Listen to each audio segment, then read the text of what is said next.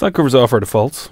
The second thing that we were going to talk about is just some recommended alerts. And this and the general methodology, which I'll cover in a second, are based off of a blog post which I wrote some time ago. 5 MMS monitoring alerts to keep your MongoDB deployment on track.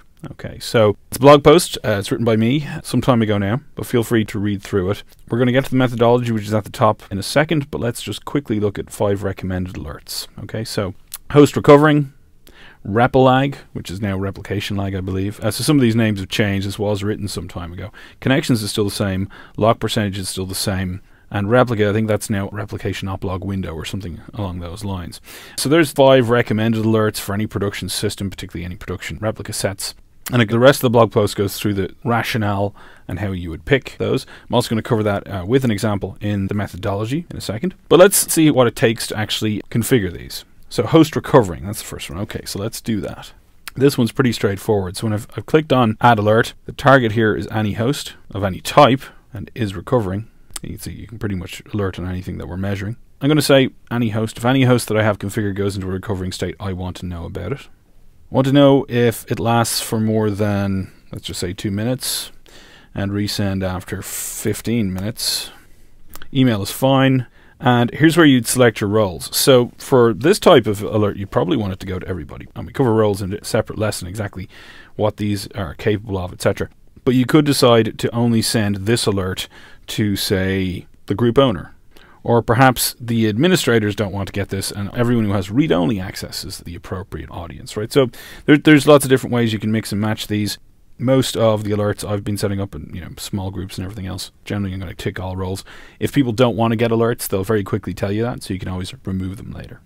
All right, so there is our alert. We just click on the add, and there you go. It's been added. So if a host of any type is in recovering state, it lasts 2 minutes or more, send an alert and send it every 15 minutes until it's actually fixed and closed.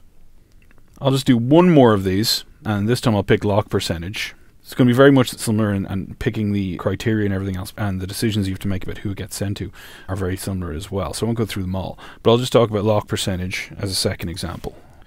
So we click on add alert, and this time I'm just going to be a little bit selective. I'm going to say I only care about type primary. We've selected effective lock percentage is, I'm going to say above 70%. Any primary host is above 70% lock. I would like to get a message just to the group owner. And what you might do is just warn the group owner that something's tipped over 70%, and then set a critical alert at 80% maybe, and send that to everybody and make sure more people see it.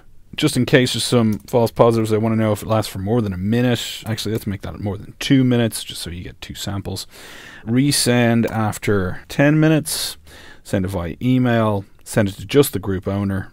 And there we go. So we now have effective lock percentage above 70%, and host is recovering has been added. The other one that I would generally add, and used to be part of the default, so it's not a part of the blog post, so I'm just going to mention that really quickly, is host down alerts. So it's now selective. Right here at the top though, host of any type is down. You can decide to alert on that. Same options as before. You can decide who to send it to.